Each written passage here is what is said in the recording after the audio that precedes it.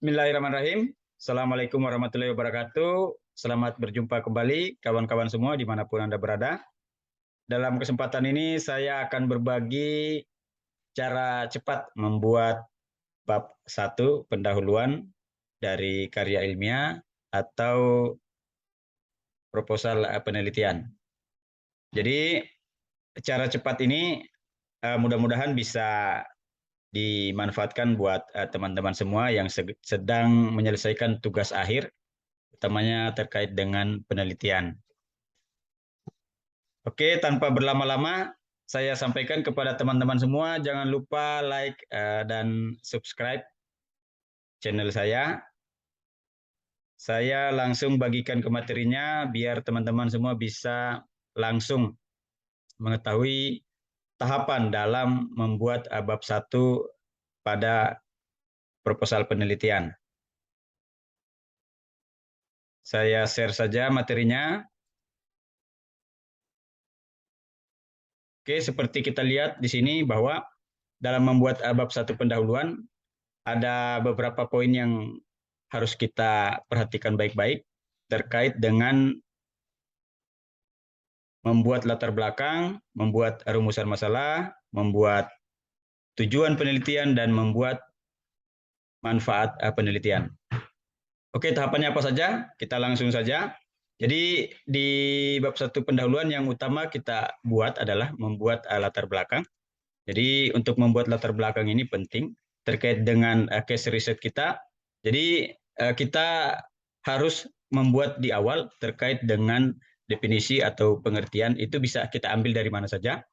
Bisa dari lembaga, bisa dari undang-undang, bisa dari peraturan pemerintah, atau beberapa referensi dari penulis yang memberikan definisi terkait dengan kajian riset kita, apakah terkait air, apakah terkait dengan tanah, ataupun terkait dengan definisi lain terkait dengan case riset yang kita lakukan gitu.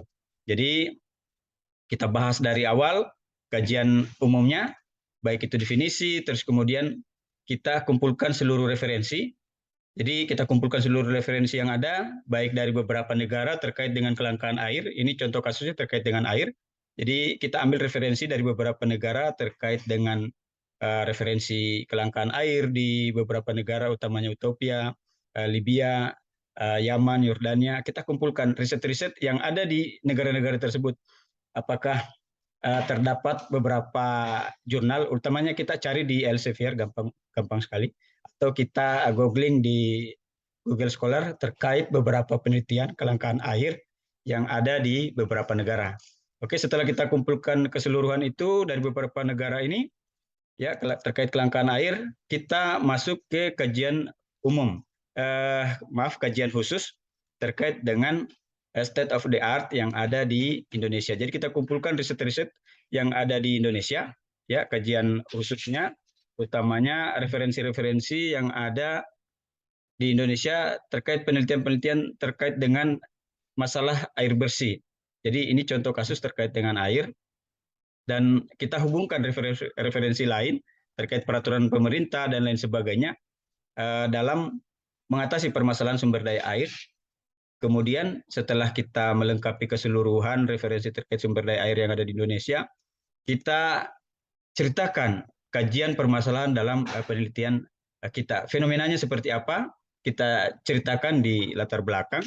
Terus kemudian referensi-referensi yang ada terkait di beberapa negara atau yang ada di Indonesia, kita hubungkan riset-riset yang ada dari beberapa negara atau di Indonesia.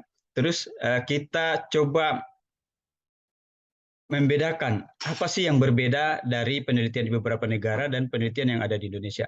Jadi ketika kita dapat membedakan antara penelitian yang ada di Indonesia maupun di beberapa negara, kita dapat menentukan di mana kebaruan dari penelitian kita, apa yang berbeda dari penelitian beberapa negara tersebut maupun penelitian yang ada di Indonesia terkait dengan gap riset, apa yang beda dari penelitian kita dan penelitian referensi-referensi lainnya. Oke, setelah kita bisa menemukan perbedaan dari hasil penelitian di beberapa negara maupun di Indonesia, kita menemukan gap risetnya, maka kita menceritakan kontribusi apa yang kita temukan dengan penelitian yang akan kita lakukan. Kita gambarkan, kita ceritakan terkait dengan kontribusi penelitian kita. Jadi setelah kita menceritakan keseluruhan, kita sudah menemukan kondisi referensi, kondisi umum dari beberapa negara, terus kemudian kondisi khusus state of the art yang ada di Indonesia, penelitian-penelitian yang ada di Indonesia, terus kita menceritakan fenomena permasalahan, terus kita hubungkan keseluruhan dengan peraturan-peraturan yang ada, terus kita membedakan apa yang berbeda dari penelitian-penelitian lainnya dengan penelitian kita. Kita mengetahui gap riset dari riset yang kita lakukan. Apa yang berbeda? Apakah variabel yang berbeda? Apakah yang berbeda adalah indikator-indikator penelitiannya? Ataukah kita melakukan penelitian ulang terkait dengan penelitian yang sama, tetapi dengan menggunakan metode yang sama dan menggunakan variabel yang sama pada wilayah yang berbeda. Kita bisa temukan berdasarkan hasil kajian beberapa penelitian lainnya, beberapa penelitian sebelumnya 5 atau 10 tahun terakhir, apa yang berbeda dari penelitian kita sehingga kita temukan kebaruan. Dan kita ceritakan terakhir terkait apa kontribusi dari penelitian kita. Di gambaran yang saya berikan contoh ini, kontribusinya adalah terkait dengan mengatasi permasalahan air bersih dengan penerapan teknik reservoir, utamanya optimalisasi kulong, galian bekas-bekas tambang, sehingga ini memenuhi kebutuhan air bersih yang ada di wilayah Kepulauan Bangka. Ini contohnya di wilayah Kepulauan Bangka. Oke, setelah kita menentukan latar belakang, kita lanjut kepada rumusan masalah pada penelitian. Setelah keseluruhan kita tentukan, kita masuk ke rumusan masalah. Kita ceritakan rumusan masalahnya seperti apa. Ya, kita dalam menentukan rumusan masalah itu kita harus bentuk pertanyaan, ya, bentuk pertanyaan tentang bagaimana, apa, mengapa, dan seperti apa. Kita ceritakan. Ini ada 4 contoh. Saya berikan banyak biar mudah nantinya.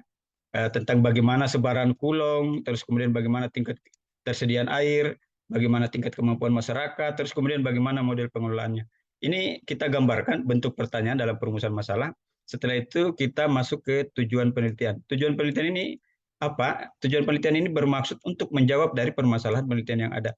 Setelah kita mengetahui bagaimana sebaran kulung, maka tujuan penelitiannya adalah menganalisis sebaran kulung yang ada. Seperti ini korelasinya, ini ada benang merahnya antara rumusan masalah, tujuan, terus kemudian metodologi, hasil dan pembahasan, dan kesimpulan dan saran. Oke, seperti ini. Setelah kita menentukan bagaimana sebaran kulong, kita menganalisis sebaran kulong.